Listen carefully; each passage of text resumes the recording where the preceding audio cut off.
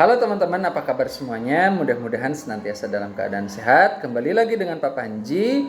Kali ini mari kita sama-sama bahas 3 tips agar supaya kita bisa mendapatkan nilai baik ataupun nilai terbaik ketika nanti menghadapi ujian. Karena saat ini kita akan mendekati asesmen akhir semester di semester ganjil ya teman-teman, ini tahun ajaran 2025-2026. Nah, tips yang pertama agar supaya kita dapat memaksimalkan asesmen ini adalah kita perlu mengecek ataupun kalaupun belum buat, kita perlu membuat rangkuman teman-teman ya. Jangan sampai disepelekan karena itu akan memudahkan kita untuk belajar.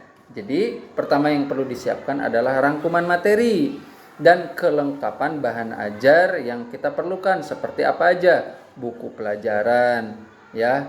Buku pelajaran itu mencakup modul, terus buku-buku yang diberikan oleh sekolah ataupun ibu bapak guru di sekolah. Jadi itu dicek dan kita rangkum teman-teman ya. Kita rangkum, kita punya catatan agar supaya itu memudahkan kita untuk belajar. Itu yang pertama. Yang kedua adalah recalling teman-teman.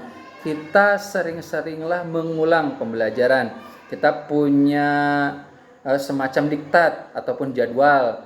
Misalkan hari ini kita recalling atau mengulang pembelajaran bab 1.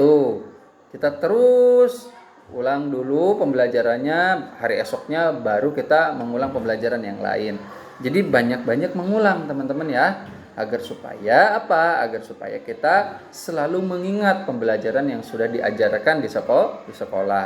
Nah, yang ketiga, kita perlu banyak latihan soal dan mengenal jenis soal sehingga kita ketika ujian nanti sudah terbiasa dengan soal-soal nanti yang akan disajikan seperti itu. Jadi yang pertama tadi kita perlu punya rangkuman agar memudahkan kita untuk belajar. Yang kedua kita recalling atau mengulang pembelajaran bab demi bab. Yang ketiga kita perlu latihan soal dan mengenal jenis soal. Mudah-mudahan itu membantu kita semua agar supaya teman-teman ketika belajar di sekolah lalu mengulang pembelajaran di rumah juga punya tips dan trik sehingga pembelajaran kita terarah dan juga bisa efisien dan efektif gitu, efektif dan efisien.